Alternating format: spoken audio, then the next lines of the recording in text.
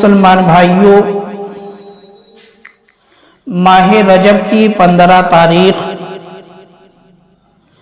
چھٹے امام حضرت امام جعفر صادق رضی اللہ تعالی عنہ کے وصال کی تاریخ ہے۔ آپ کی سیرت کے حوالے سے چند باتیں میں پیش کرتا ہوں سبق حاصل کرنے کے لیے۔ پہلی بات، ہم اہل سنت و جماعت کا عقیدہ ہے کہ دو جماعت کے علاوہ کوئی اور معصوم نہیں ہے۔ ایک جماعت کا تعلق آسمان سے ہے اور ایک جماعت کا تعلق زمین سے ہے۔ آسمان والی جماعت کو فرشتوں کی جماعت کہا جاتا ہے اور زمین والی جماعت کو انبیاء اکرام کی جماعت کہا جاتا ہے۔ یعنی صرف انبیاء اکرام کی جماعت ایسی ہے اور فرشتوں کی جماعت ایسی ہے جو معصوم عن الخطا ہیں۔ ان کے علاوہ چاہے ائمہ اہل بیت کی جماعت ہو، چاہے اولیاء اکرام کی جماعت ہو، وہ معصوم عن الخطا نہیں ہے بلکہ جو ہے محفوظ عن الخطا۔ اور انبیاء اکرام فرشتوں کے علاوہ ہم اہل سنت و جماعت کا یہی عقیدہ ہے کہ صرف یہی دو جماعت معصوم ہے۔ اور دوسری بات، حضرت امام جعفر صادق رضی اللہ تعالی عنہ کا شجرہ نسب باپ کی طرف سے حضرت علی سے جا کر ملتا ہے اور والدہ کی طرف سے حضرت ابو بکر صدیق رضی اللہ تعالی عنہ سے جا کر ملتا ہے۔ یعنی آپ باپ کی طرف سے علوی ہیں اور ماں کی طرف سے صدیقی ہے۔ آپ جو ہے باپ کی طرف سے علوی یعنی حضرت علی رضی اللہ تعالی عنہ آپ کے دادا ہیں اور ماں کی طرف سے حضرت ابو بکر صدیق رضی اللہ تعالی عنہ سے جا کر ملتا ہے، یعنی حضرت ابو بکر صدیق رضی اللہ تعالی عنہ حضرت امام جعفر صادق کے نانا ہیں۔ تو اس طریقے سے میرے مسلمان بھائیوں، اہل بیت اور صحابہ اکرام کے درمیان رشتہ داریاں تھی۔ اور ایک پہلو اسی میں اور دیکھیں کہ امام جعفر صادق رضی اللہ تعالی عنہ کے بعد جو 6 امام اور ہیں، ان میں سے حضرت مہدی کے علاوہ جو 5 اور امام بچتے ہیں، ان کے بھی نانا جو ہے حضرت ابو بکر صدیق رضی اللہ تعالی عنہ ہیں اور دادا جو ہے حضرت علی رضی اللہ تعالی عنہ ہے۔ تو اب اگر کوئی شخص جو ہے حضرت ابو بکر صدیق رضی اللہ تعالی عنہ کی شان میں گستاخی کرتا ہے تو وہ صرف جو ہے حضرت ابو بکر صدیق رضی اللہ تعالی عنہ کی شان میں گستاخی نہیں کرتا بلکہ جو ہے وہ ائمہ اہل بیت کی شان میں گستاخی کرتا ہے۔ اور دیکھو میرے مسلمان بھائیوں، یہ جو سلسلہ نسب حضرت ابو بکر صدیق رضی اللہ تعالی عنہ سے جا کر حضرت امام جعفر صادق رضی اللہ تعالی عنہ کا ملتا ہے، آپ اس پر جو ہے فخر کیا کرتے تھے اور بارہا آپ جو ہے یہ بات فرمایا کرتے تھے کہ حضرت امام جعفر صادق رضی اللہ تعالی عنہ فرمایا کرتے تھے کہ مجھے حضرت ابو بکر صدیق رضی اللہ تعالی عنہ نے 2 بار جنم دیا۔ یہ بات آپ فخر کے ساتھ جو ہے کہا کرتے تھے کہ مجھے ابو بکر نے جو ہے 2 بار جنم دیا ہے۔ تو میرے مسلمان بھائیوں، حضرت امام جعفر صادق رضی اللہ تعالی عنہ کو اپنے نسب پر جو حضرت ابو بکر سے جا کر ملتا تھا، اس پر آپ کو فخر تھا۔ اور حضرت امام جعفر صادق رضی اللہ تعالی عنہ نے ہم اور آپ کو عقیدہ کیا دیا اور آپ کا عقیدہ کیا تھا؟ تو ریاض النظرہ کے اندر ہے کہ حضرت امام جعفر صادق رضی اللہ تعالی عنہ سے حضرت ابو بکر کے بارے میں پوچھا گیا۔ ایک مرتبہ آپ سے جو ہے سوال کیا گیا، پوچھا گیا، تو آپ نے فرمایا میں ان کے متعلق یعنی حضرت ابو بکر صدیق رضی اللہ تعالی عنہ کے متعلق صرف بہتر بات ہی کہہ سکتا ہوں، کیونکہ میں نے اپنے والد محترم حضرت امام باقر سے، انہوں نے حضرت امام زین العابدین سے، اور انہوں نے حضرت امام حسین سے روایت کی کہ مولا علی شیر خدا رضی اللہ تعالی عنہ فرماتے ہیں کہ میں نے رسول اللہ صلی اللہ تعالی علیہ وآلہ وسلم کو یہ فرماتے ہوئے سنا کہ ابو بکر صدیق سے افضل کسی انسان پر آج تک نہ سورج طلوع ہوا اور نہ ہی غروب ہوا۔ یعنی حضرت امام جعفر صادق نے جو ہے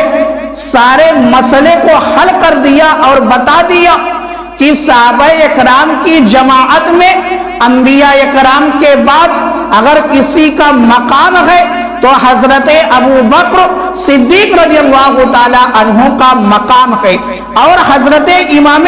جعفر صادق صرف اپنا عقیدہ نہیں بیان کر رہے ہیں بلکہ ساتھ میں یہ بھی بتا رہے ہیں کہ یہی عقیدہ جو ہے حضرت امام باقر کا بھی تھا، اور یہی عقیدہ جو ہے حضرت امام زین العابدین کا بھی تھا، اور یہی عقیدہ جو ہے حضرت امام حسین کا بھی تھا، اور یہی عقیدہ جو ہے مولا علی شیر خدا کا تھا۔ اور مولا علی شیر خدا نے یہ عقیدہ کہاں سے پایا؟ تو مولا علی شیر خدا فرماتے ہیں کہ مجھ سے جو ہے رسول اللہ صلی اللہ تعالی علیہ وآلہ وسلم نے فرمایا ہے، یعنی یہ عقیدہ مجھے رسول اللہ نے دیا ہے کہ اے علی، تمام صحابہ اکرام کی جماعت میں اگر سب سے پہلا افضلیت میں کسی کا مقام ہے تو حضرت ابو بکر صدیق رضی اللہ تعالی عنہ کا ہے۔ اور آگے دیکھو میرے مسلمان بھائیوں، اس کے بعد جو ہے امام جعفر صادق رضی اللہ تعالی عنہ نے فرمایا اگر میں نے روایت میں غلط بیانی کی، آپ کی نظر دیکھ رہی تھی کہ آنے والا ایک زمانہ ایسا آئے گا لوگ میرے قول کو تقیہ کہیں گے، اس لیے آپ نے اسی وقت اس بات کو واضح کر دیا کہ اگر میں نے روایت میں غلط بیانی کی ہے تو مجھے جو ہے کل بروز حشر قیامت کے دن حضور کی شفاعت حاصل نہ ہو۔ یعنی جو میں نے یہ عقیدہ بیان کیا کہ صحابہ اکرام کی جماعت میں پہلا نمبر ابو بکر کا ہے، اگر میں نے اس میں غلط بیانی کی ہے، اگر میں نے جھوٹ بولا ہے تو مجھے جو ہے کل بروز حشر قیامت کے دن جو ہے مجھے رسول اللہ کی شفاعت حاصل نہ ہو۔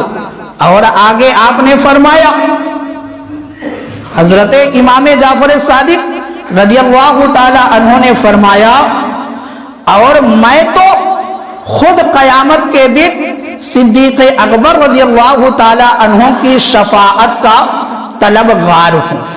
یعنی آپ نے اپنے دل کی تمنا بیان کی کہ میں یہ چاہتا ہوں، میرا مقام تو بلند ہے، میں اہل بیت میں ہوں، میرا سلسلہ نسب جو ہے رسول اللہ سے ملتا ہے، مگر میری تمنا یہ ہے، میری یہ خواہش ہے کہ میری شفاعت جو ہے حضرت ابو بکر صدیق رضی اللہ تعالی عنہ کرے۔ اور دیکھو میرے مسلمان بھائیوں، حضرت امام جعفر صادق رضی اللہ تعالی عنہ فرماتے ہیں کہ جو حضرات شیخین یعنی حضرت ابو بکر و عمر کی فضیلت سے ناواقف ہے، یعنی جو شخص حضرت ابو بکر و عمر کی فضیلت سے ناواقف ہے، ان کی شان کو نہیں جانتا، ان کے مقام کو نہیں جانتا، ان کے مرتبے کو نہیں جانتا، حضرت امام جعفر صادق فرماتے ہیں وہ سنت سے ناواقف ہے، وہ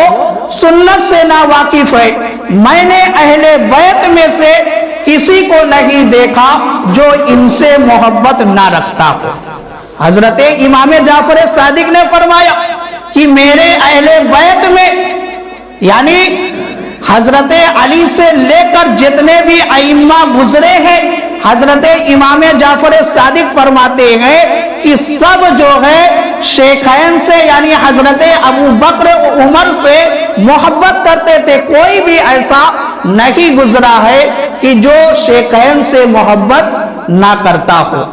اور میرے مسلمان بھائیوں، عبادت کے حوالے سے حضرت امام جعفر صادق کی سیرت دیکھیں کہ شفا شریف کے اندر ہے کہ حضرت امام مالک رحمت اللہ علیہ